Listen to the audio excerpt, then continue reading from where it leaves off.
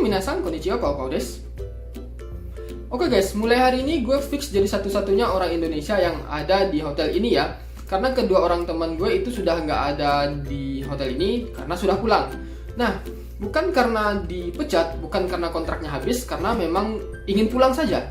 Dan buat teman-teman ketahui ya, gue itu datang ke Jepang ini ada 5 orang ya, 2 orang cewek, 3 orang cowok. Yang 2 orangnya itu ada di Kokura ya, dan 3 orangnya di sini. Dan sekarang tinggal 1, itu gue ya. Nah, jadi di video kali ini gue akan sedikit bercerita ya tentang selama kedatangan gue di Jepang. Nah, waktu itu ya gue datang ke Jepang itu dari Tokyo ya. Waktu itu akhir tahun 2018. Jadi waktu itu gue masuk ke Jepang akhir tahun 2018 dan itu awalnya nyampe di Tokyo ya. Setelah itu 1 hari setelah di Tokyo gue datang ke Nagoya untuk belajar di Senta ya.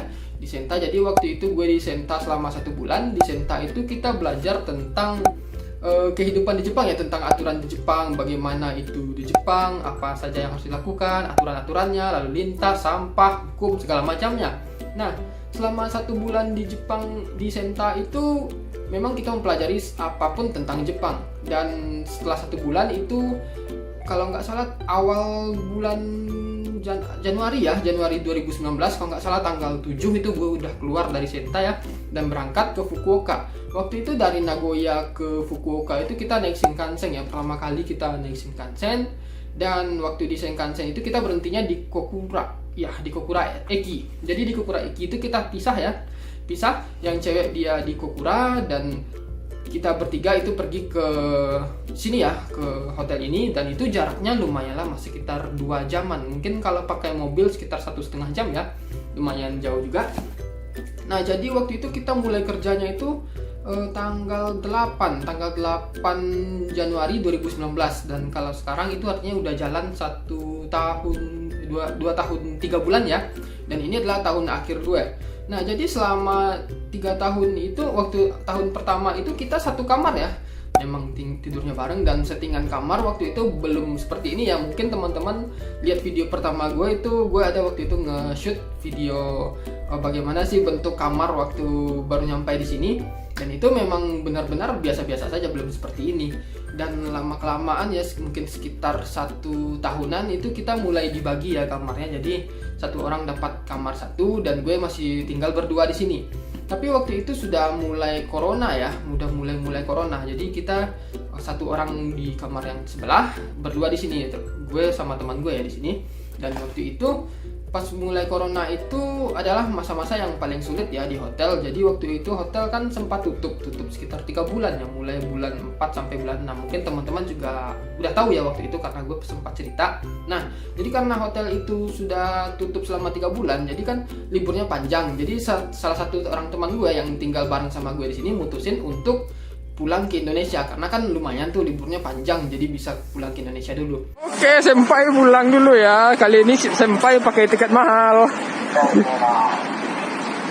Nah, karena waktu itu lagi corona, Jepang lagi lockdown. Jadi saat dia pulang itu sekitar 2 bulanan, ternyata pas mau balik dia terjebak di Indonesia, nggak bisa masuk lagi gitu kan, karena ada larangan masuk dari pemerintah Jepang kan. Awalnya nggak bisa masuk, terus lama-lama stay di Indonesia, lama-lama akhirnya dia nggak balik lagi ke hotel ini.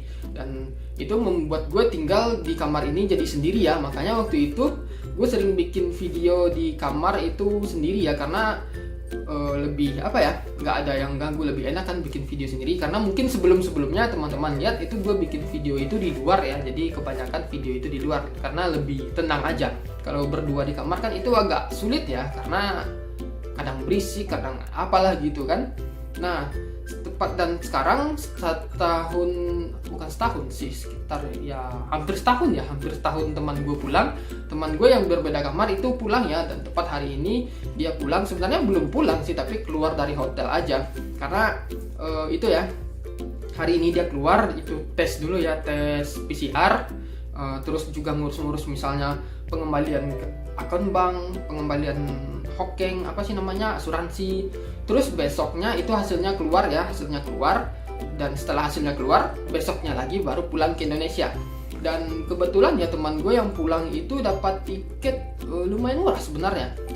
sekitar berapa ya, 5 juta 900, 6 juta lah ya, lebih kurang 6 juta. Terus juga dengan tes PCR waktu itu kan gue sempat dapat informasi kalau untuk tes PCR itu ada sekitar 3 mang ya. Tapi waktu itu gue cari informasi lagi ya dari orang Nepal. Di sini ada satu orang Nepal yang pulang, gue cari informasi, dia dapat tes itu 1 juta, bukan 1 juta, 19.800 yen.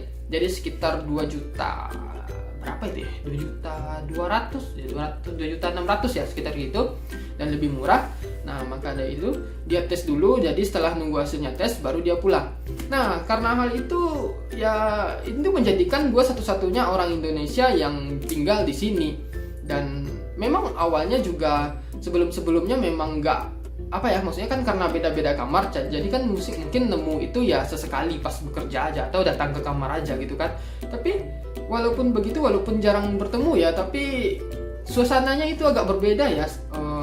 Sebagai gue yang satu-satunya orang Indonesia yang tinggal di sini, di hotel ini, jadi emang agak aneh aja sih sebenarnya. Dan mungkin sudah saatnya gue nunggu waktu giliran gue kapan kontrak gue habis, karena gue nggak berkeinginan untuk pulang cepat, jadi nunggu kontrak habis aja. Jadi setelah itu mungkin akan mengapply pekerjaan baru, entah itu di hotel ini atau di hotel sana atau di hotel sana atau pekerjaan lain. Nah, jadi kita tunggu saja, kita cukup sabar saja ya di sini. Dan mungkin untuk di tahun-tahun seperti ini itu agak cukup sulit ya karena corona. Tapi informasi yang gue dapatkan ya, itu untuk lockdown di Jepang itu sudah dibuka ya. Jadi yang semua prefektur itu udah sudah nggak lockdown lagi, udah nggak status darurat lagi kecuali Tokyo ya. Oke. Jadi terima kasih ya buat teman-teman yang sudah dengerin sedikit cerita gue. Kalau seandainya teman-teman punya pertanyaan seputar Jepang, seputar visa pemagang, visa Tokutegino, gue cukup banyak tahu tentang itu. Jadi kalau seandainya teman-teman punya pertanyaan, silahkan ya tulis di komen, dan sampai ketemu di video berikutnya.